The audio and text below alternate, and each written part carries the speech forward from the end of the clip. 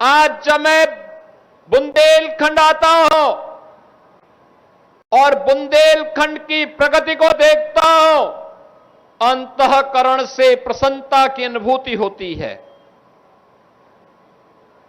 मुझे अंतःकरण से प्रसन्नता होती है। मुझे याद है आज से 9-9.5 वर्ष पहले जब मैं पहली बार बुंदेलखंड आया था और बुंदेलखंड की स्थिति को मैं देखा था। मुख्यमंत्री बनने के बाद आदरणीय प्रधानमंत्री जी ने भी मुझे कहा था कि आप जब बुंदेलखंड के दौरे पे जाएंगे तो पहला दौरा प्रयास होना चाहिए कि बुंदेलखंड का हो और बुंदेलखंड के लिए कुछ किया जाना चाहिए। बहनों और भाइयों, तब मैं सोचता था क्या होगा, क्योंकि बुंदेलखंड के पीछे यहां का पिछड़ापन यहां के पलायन का कारण बना था। यहां के नाम पर पिछड़ापन इसका पर्याय था। पलायन और प्यास बुंदेलखंड की पहचान बन गई थी।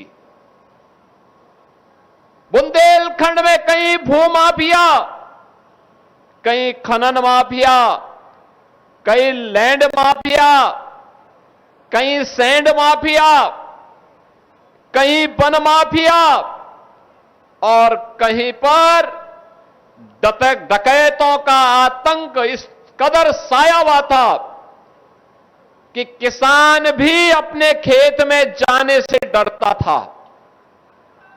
बहनों और भाइयों, ये पाठा का क्षेत्र डकैतों के फिरौती और वसूली का माध्यम बन गया था। न कनेक्टिविटी थी, न पेयजल की सुविधा थी, न सिंचाई की सुविधाएं हो पाई थी, न नौकरी थी, न रोजगार था, न सुरक्षा की कोई बेहतर व्यवस्था थी। थाने में एफआईआर भी नहीं होती थी। नौजवान प्लान कर रहा था, अन्नदाता किसान आत्महत्या कर रहा था, व्यापारी भय के साए में जी रहा था, बेटी असुरक्षित थी और वह बुंदेलखंड अपने अस्तित्व के लिए जूझ रहा था। बहनों और भाइयों, प्रधानमंत्री मोदी जी के देश के बागडोर संभालने के बाद आशा की किरण जगी और जब प्रधानमंत्री मोदी जी के आह्वान पर बुंदेलखंड वासियों ने, प्रदेश वासियों ने 2017 में उत्तर प्रदेश में डबल इंजन की सरकार बनाई, आज मुझे आकर के अच्छा लगता है। अब बुंदेलखंड बेहतरीन कनेक्टिविटी से जुड़ा हुआ है। पेयजल की सुविधा तैयार हो रही है। हर खेत को पानी की सुविधा प्रदान करने की कार्रवाई आगे बढ़ रही है। अब जब सरकारी नौकरी के विज्ञापन निकलते हैं और फिर नियुक्ति की प्रक्रिया पूरी होती है तो नियुक्ति पत्र वितरण करते समय मैं देखता हूं कि हमारे बांदा के नौजवान भी नियुक्ति पत्र प्राप्त करते हैं। जो कभी सपना था आज वह साकार हो रहा है। उस सपने को साकार किया है डबल इंजन की इस भारतीय जनता पार्टी की सरकार ने। और उस सपने को साकार करने के लिए अगर श्रेय किसी को दिया जा सकता है तो आप सभी जनता जनार्दन इसकी हकदार है, क्योंकि आप ही ने प्रकाश द्विवेदी को भी जिता के भेजा है। आप ही ने रामकेश निषाद को चुनाव जिता करके भेजा है। आप ही ने श्रीमती ओम मणि वर्मा को चुनाव जिता करके भेजा है। और जब ये लोग आपकी पैरोकारी करते हैं, योजनाओं को लेके आते हैं, अपनी विधानसभा के विकास के लिए रुचि लेते हैं तो वह विकास का कार्य भी होता है, सुरक्षा भी मिलती है, बुंदेलखंड डकैतों से मुक्त भी होता है, माफिया मुक्त, कर्फ्यू मुक्त, उपद्रव से मुक्त, और विकास की नई नई योजनाएं बुंदेलखंड में अंदर आती हुई दिखाई देती है। बहन और भाइयों, आज बुंदेलखंड में क्या नहीं है? आज सब कुछ है। महारानी दुर्गावती के नाम पे मेडिकल कॉलेज भी काम कर रहा है, कृषि विश्वविद्यालय कार्य कर रहा है, इंजीनियरिंग कॉलेज भी कार्य कर रहा है, पॉलिटेक्निक का शिलान्यास भी हो रहा है और उद्घाटन भी हो रहा है, कनेक्टिविटी के लिए बेहतरीन सुविधा उपलब्ध करवाने के लिए तमाम परियोजनाओं का शिलान्यास और उद्घाटन का कार्य भी आज यहां पे होने जा रहा है। यह तभी संभव है जब अच्छे जनप्रतिनिधि चुने जाते हैं, अच्छे लोग चुने जाते हैं। अगर भूमाफिया और कोई डकैत चुनाव जीत करके जाएगा तो जीतने के बाद वह व्यापारी का तो अपहरण करेगा ही, सम्मानित लोगों की जमीनों पर भी कब्जा करेगा, गरीबों को भी उजाड़ेगा, और साथ साथ जो शासन की योजना गरीबों के लिए है, किसानों के लिए है, नौजवानों के लिए है, उस पर भी शासन में बैठ करके डकैती डालने का काम करेगा। और यही तो होता था 2017 के पहले। 2017 के पहले उत्तर प्रदेश में यही होता था। जिसको जिम्मेदारी दी गई थी प्रदेश के रखवाली करने की, वही तो प्रदेश को लूटते थे। गरीब को अन्न नहीं मिलता था, गरीब को उज्ज्वला योजना का कनेक्शन नहीं मिलता था, गरीब के लिए आयुष्मान भारत की 5 लाख रुपए की स्वास्थ्य बीमा की सुविधा भी नहीं थी, गरीब के लिए आवास योजना भी नहीं थी। आवास योजना के लिए समाजवादी पार्टी का होना जरूरी माना गया था। बहनों और भाइयों, मोदी जी ने नारा दिया सबका साथ और सबके विकास का। आज बिना भेदभाव के योजनाओं का लाभ हर गांव को, हर गरीब को, हर किसान को, हर नौजवान को, हर बेटी को, हर व्यापारी को, हर बहन को उपलब्ध हो रहा है, बिना भेदभाव के मिल रहा है।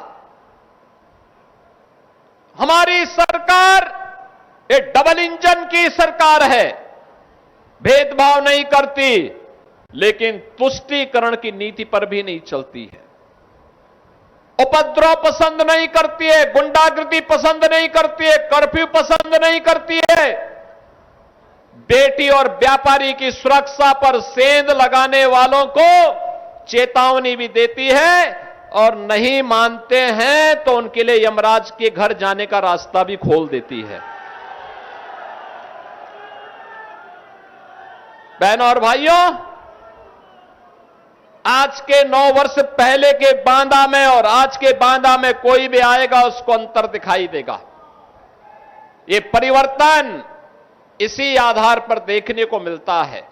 मुझे पिछली बार जब आने का अवसर प्राप्त हुआ था तब मैंने यहां पर कुछ प्रतिमाओं का लोकार्पण, अनावरण का कार्यक्रम संपन्न किया था। आज भी मुझे वीरांगना अवंतीबाई लोधी के एक भव्य और दिव्य प्रतिमा के अनावरण के कार्यक्रम को करने का अवसर प्राप्त हुआ है। बांदा के चौराहे, बांदा की सड़कें हर एक जनप्रतिनिधि को लालायित कर सकती है।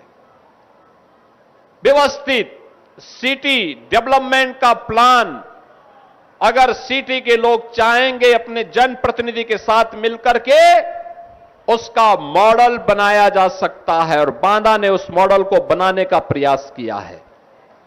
पार्क महापुरुषों के नाम पर कैसे समर्पित होते हैं, इसको तैयार करने का काम किया है। अपने वीरों और वीरांगनाओं को कैसे सम्मान दिया जाना चाहिए, ये बांदा कर रहा है। और कालिंजर का अजय दुर्ग तो हम सबको सदैव विजय पथ पर बढ़ने की प्रेरणा देता है। वान विराजमान नीलकंठ महादेव सदैव हम सबको आशीर्वाद प्रदान करते हैं। और इसीलिए तो मैं आज आप सबके बीच आया हूं आपसे कहने के लिए, बहनों और भाइयों, आज अगर भारत की इस विरासत को संरक्षित करने का कार्य हो पा रहा है तो इसलिए क्योंकि डबल इंजन की भारतीय जनता पार्टी की सरकार है। मैं कल रात्रि को चित्रकूट में था, मैं कल दोपहर के बाद चित्रकूट में आ गया था। वहां आपकी योजनाओं के बारे में मैं बात कर रहा था। आज प्रातः काल मुझे भगवान कामदनाथ गिरी के पर्वत के भी परिक्रमा करने का सौभाग्य प्राप्त हुआ और परिक्रमा करने के बाद फिर मैं यहां पर बांदा में आया हूं। बहनों और भाइयों, चित्रकूट और बुंदेलखंड की स्मृतियों में प्रभु श्री राम की स्मृतियां किस रूप में हैं, यहां के नौजवानों के मन में, यहां की बहनों और बेटियों के मन में, यहां के अन्नदाता किसानों के मन में प्रभु राम के प्रति श्रद्धा का यह भाव हम सबके लिए एक नई प्रेरणा होती है, हम सबके लिए एक प्रेरणा होती है। कुछ लोग हैं जो विरासत को अपमानित करते हैं, कुछ लोगों ने हिंदू परंपरा और सनातन को अपमानित करना, सनातन परंपरा को कोसना ही अपना जीवन का एकमात्र ध्येय बनाया है।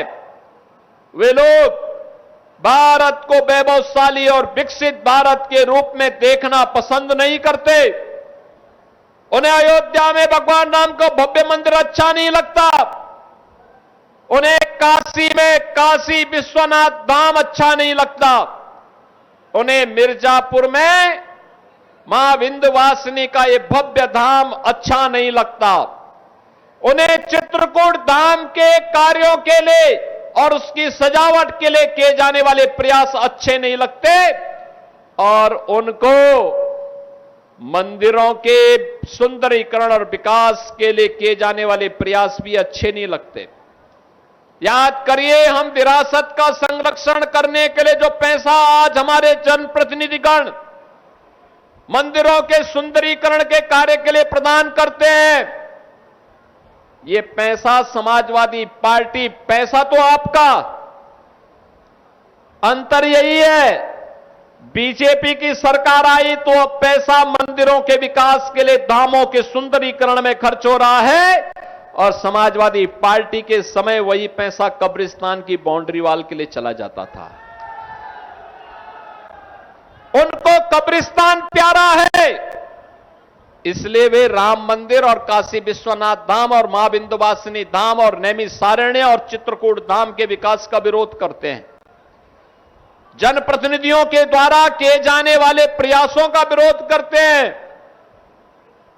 जब यहां पर श्री प्रकाश द्विवेदी जी के द्वारा किए जाने वाले प्रयास को आगे बढ़ाने का कार्य होता है तो सपा और कांग्रेस इसको पचा नहीं पाती है, वे बोली बोलने लगते हैं। जब रामकेश निषाद के द्वारा तिंदवारी के विकास के लिए कार्य किया जाता है तो उनको अच्छा नहीं लगता है। जब श्रीमती ओम मणि वर्मा के द्वारा कालिंजर के किले और नीलकंठ महादेव के मंदिर के सुंदरीकरण की परियोजना को आगे बढ़ाया जाता है तो सपा और कांग्रेस के लोग अच्छा नहीं मानते। लेकिन हम मंच पर बैठे हुए लोग हों या भाजपा का कोई कार्यकर्ता, उसके लिए विरासत और विकास ये दोनों एक साथ चलने वाली प्रक्रिया का पार्ट है और वह विकास को उतना महत्व देता है जितना विरासत का संरक्षण आवश्यक है। वो मानता है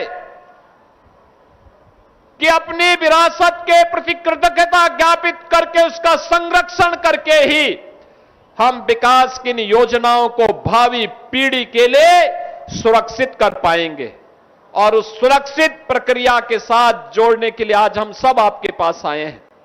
बहनों और भाइयों, आज बुंदेलखंड के पास अपना बुंदेलखंड एक्सप्रेस है। आज बुंदेलखंड में डिफेंस मैन्युफैक्चरिंग कॉरिडोर बन रहा है।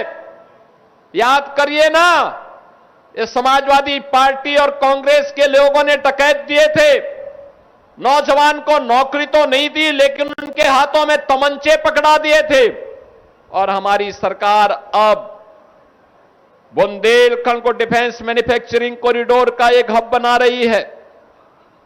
डिफेंस मैन्युफैक्चरिंग कॉरिडोर के माध्यम से अब हमारी सरकार ब्रह्मोस मिसाइल जैसी मिसाइल बनाती है।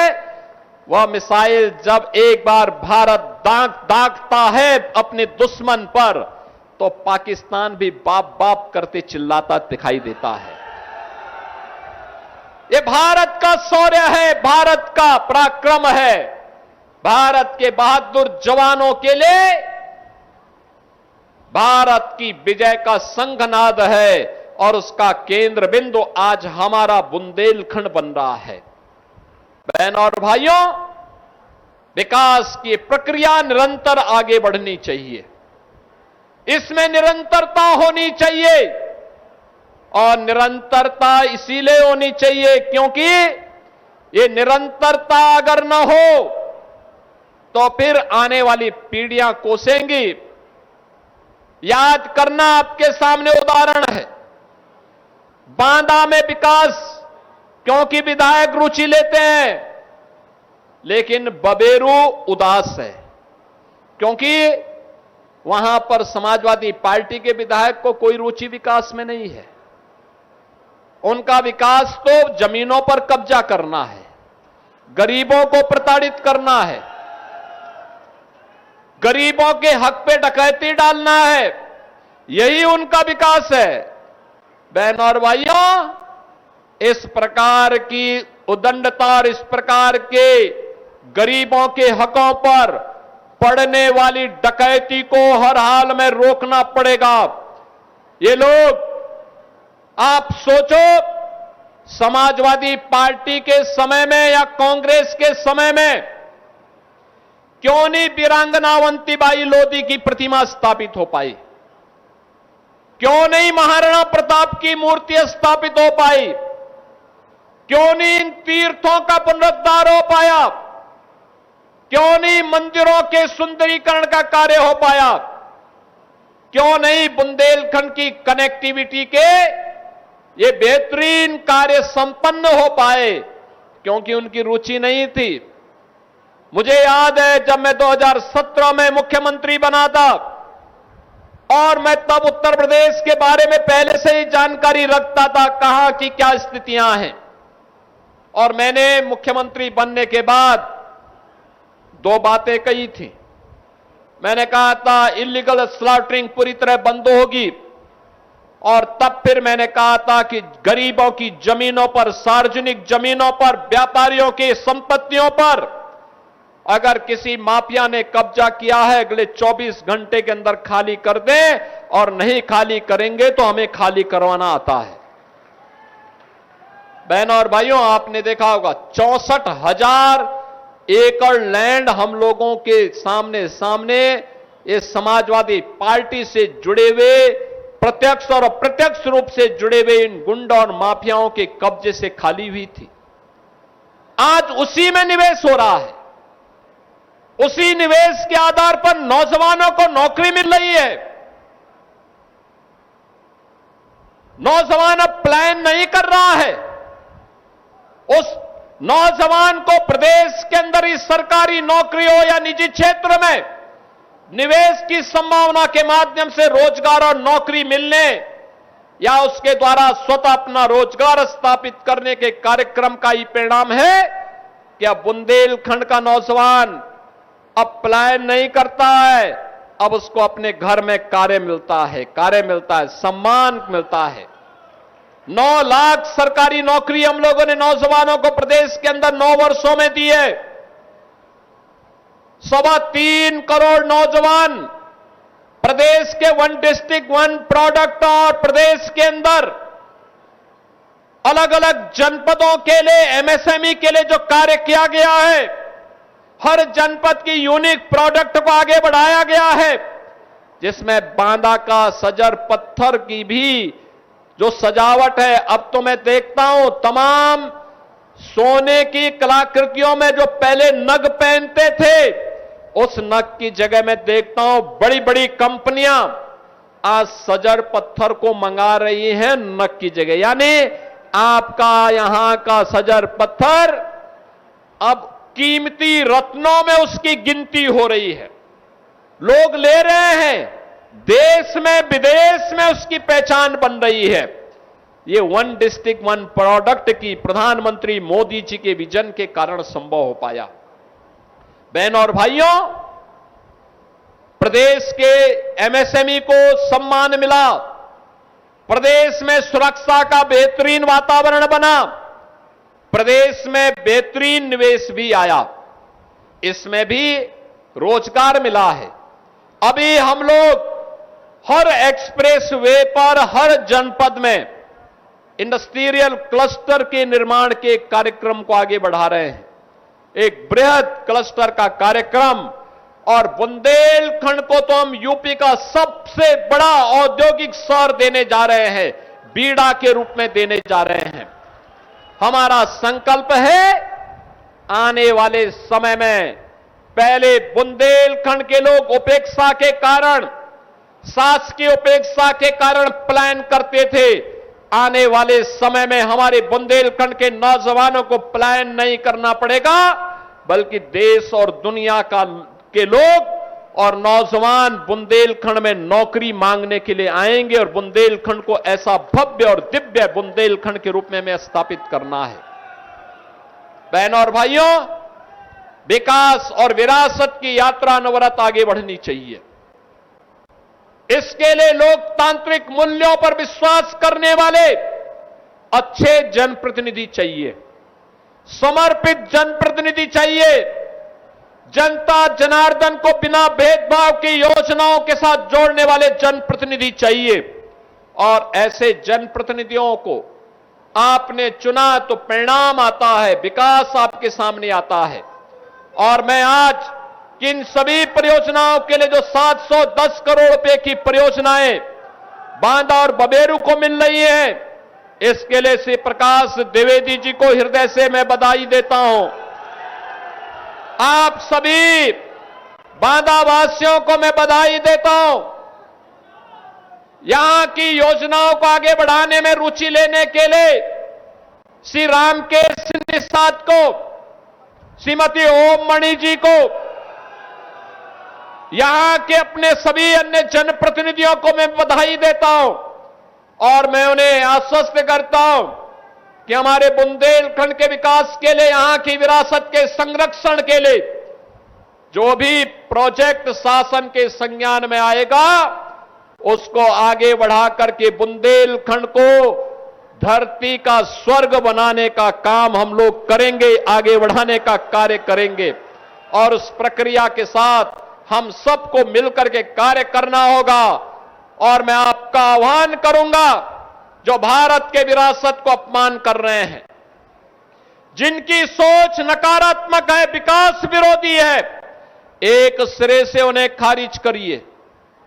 वर्तमान को देखते हुए और देश के भावी भविष्य को देखते हुए हम सबको इनके बारे में पूरी तन्मयता के साथ सोच करके कार्य करना होगा। बहनों और भाइयों, आज झांसी मानिकपुर रेल सेक्शन में 4 लेन के ओवरब्रिज का भी लोकार्पण हो रहा है। बबेरू तिंदवारी सुमेरपुर मार्ग, मौनी बाबा आश्रम जमुआ के चौड़ीकरण और सुदृढ़ीकरण के कार्य का भी लोकार्पण हो रहा है। राजकीय पॉलिटेक्निक बांदा बबेरू बांदा का लोकार्पण, भूरागढ़ किले का पर्यटन विकास का लोकार्पण, श्री डाबर देवता मंदिर के पर्यटन विकास का लोकार्पण, और अंदुआ स्थित औरोड़ी दाई मंदिर का पर्यटन विकास के लोकार्पण के कार्यक्रम के साथ ही नवाब टेक में म्यूजिकल फाउंटेन, बोटिंग फैसिलिटी के कार्यक्रम, इको टूरिज्म के विकास कार्यों का लोकार्पण, राजकीय आईटीआई बांदा में उन्नयन कार्य का लोकार्पण, राजकीय हाई स्कूल इंगवा के निर्माण कार्य, राजकीय हाई स्कूल मऊ का लोकार्पण, कोटरा तिराहे में बनवारा ब्रह्मा डेरा मार्ग का चौड़ीकरण सुदृढ़ीकरण कार्य, बांदा बबेरू कमासीन राजापुर मार्ग का लोकार्पण का कार्यक्रम हो रहा है। बहनों और भाइयों, इसके साथ ही बांदा बबेरू कमासीन राजापुर 4 लेन मार्ग के चौड़ीकरण सुदृढ़ीकरण के कार्य का शिलान्यास, मुख्यमंत्री शहरी विस्तारीकरण योजना बांदा का शिलान्यास, राजकीय पॉलिटेक्निक बांदा के जीर्णोद्धार कार्य का शिलान्यास, बांदा बरकरी संपर्क मार्ग के चौड़ीकरण सुदृढ़ीकरण कार्य का शिलान्यास, ग्राम पंचायत बरकरी में कबीर आश्रम में पर्यटन विकास के कार्य का शिलान्यास, बांदा बहराइच स्टेट हाईवे पर चौड़ीकरण सुदृढ़ीकरण कार्य का शिलान्यास, पलारी से मलादू संपर्क